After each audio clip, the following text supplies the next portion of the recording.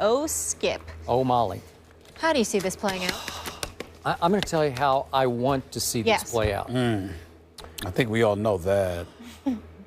Honestly, I want to see Tom Brady fight this all the way to the Supreme Court. And obviously, I want to see Tom Brady win this at the highest judicial level in this land.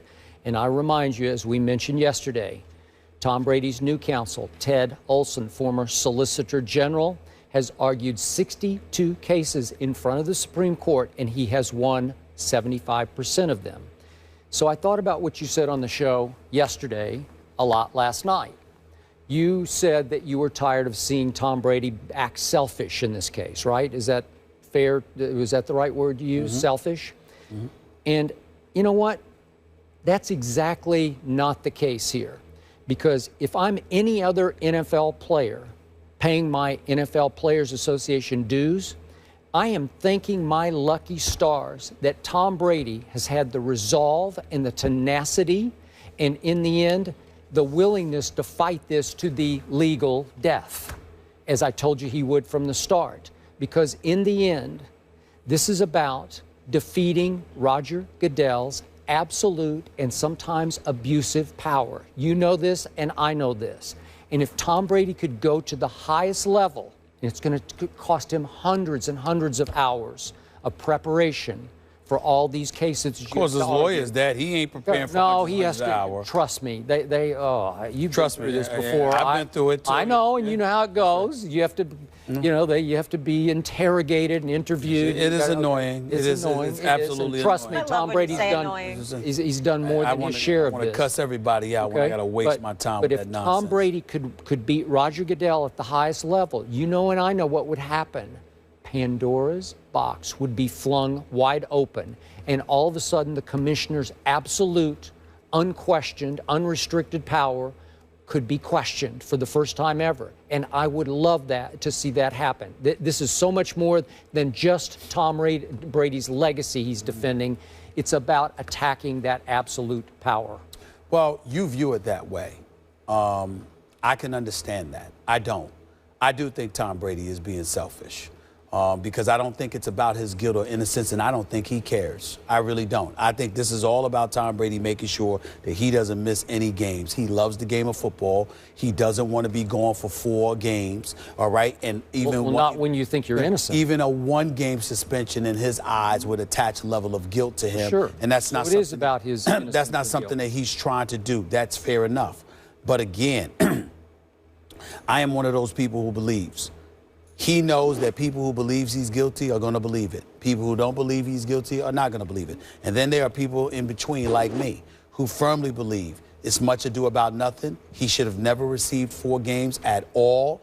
But at the same time, don't tell me you had nothing, you had no knowledge whatsoever the football's being deflated. I don't believe that for 1 second. You may not have initiated it, you may not have instigated it, but you benefited from it and you knew you were doing it. That's my belief with Tom Brady. Okay, and I believe just the opposite, just for the record. That's fine. Having said all of that, at some point in time, when you consider the millions of dollars this is costing the players over this, instead of you just cutting your losses and moving forward, that's fine. You don't want to do it. That is your right. Still makes you selfish, in my opinion, but it is what it is. Now let me get to your bigger point. When you talk about challenging the league, let me say this to you, Skip Bayless. And I'm not saying that I necessarily agree with that. All I'm saying is be very, very careful what you wish for. Because you see, whether it's Ray Rice or it's the Greg Hardy, which obviously is totally different than this, because Tom Brady has never been associated with anything so egregious. The fact of the matter is that those issues were off the field issues that didn't necessarily involve the league, but they players that are under their umbrella, and everybody's vilifying Roger Goodell because of how they handled it. That's not their level of expertise, but football is. And the number 1 job of a commissioner in any sport is to protect the integrity of the sport and the game.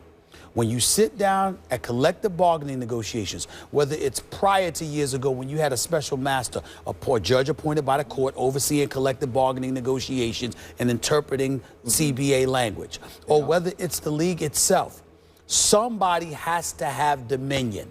And the owners, who are the ones who cut the checks, have dominion. And they appoint the commissioner, and they're the ones who pay the commissioner. And so when everybody talks about how, you know, to challenge Roger Goodell and to strip him of his power, let's be careful, ladies and gentlemen, what we're asking for.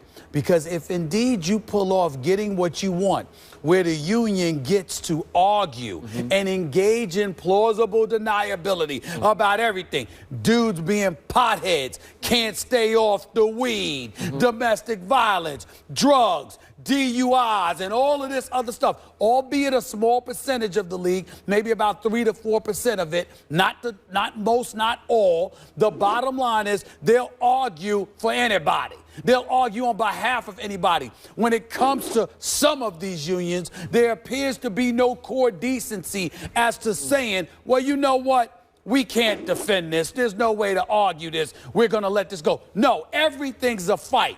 So when if you get what you want, remember what you're asking for. I don't want to hear no whining or moaning down the line, because I'll be listening to you. You say, I'll know where you are, and I'll be listening. And I'll be saying, wait a minute, I don't want to hear anything. I want to hear the nonsense, all right, when the commissioner doesn't have the power, if it indeed, I don't believe it's going to come to that, because I believe Tom Brady's going to lose. But if a miracle was to happen and he was to win, and the commissioner indeed gets stripped of that power, and everything turns into a fight where it's fattening the wallets of lawyers representing the union, and the union gets to argue about everything down to the color of your shoelaces, for crying out loud, and the commissioner is stripped of that power. I don't want to hear any whining when we look at the sport disintegrating before our very eyes because anarchy and chaos takes place. I'm not to disintegration before our very eyes. Let me tell you what I mean. I believe, and I've always been this guy, there must be order. I got it. There must be order. But there cannot be a bully commissioner who, with extremely flimsy evidence, tries to ruin the reputation of the best quarterback. But what is he bullying? And let me tell you something else that you haven't considered. Let me tell you something right now. Tom Brady can do what he wants to do, but there's a whole lot of dirt. Hold on. Directors in my ear, wait. Let me tell you something. Tom Brady is sitting up there. There's a lot of dirt in New England. And when you go this far, he didn't dig that dirt. When you go this far, you may very well be digging up Pandora's box that's going to affect a whole lot of people. Tom Brady was there benefiting off of the transgressions, of the alleged transgressions of others. They weren't his transgressions. How do you know? How do you know? You sure? I think I know. I think I know. You don't know. Okay, how do you know? Wait. How do you know? Are you accusing Tom Brady of being complicit in Spygate? No. Here's what I will directly accuse Tom Brady of. Directly, Tom Brady benefited from any alleged transgressions that may have taken place. It may very well have contributed to his greatness. You go ahead and keep opening the Pandora's box. So let's protect the great head coach at the expense of the great. Talking about the head coach. There's a little bit of a warning talking about the head coach. It could be others. If you dig, you find dirt. My brother told me that many years ago. Keep digging. Keep digging. All right. Let's go back to the NBA playoffs, shall we? Day 492 or whatever we are. Are the Warriors done if they lose tonight? Somebody at the desk doesn't think so. Stick around to hear what Steph Curry and the Dubs could still come back potentially from down 3 games to 1. Listen to it, listen to it.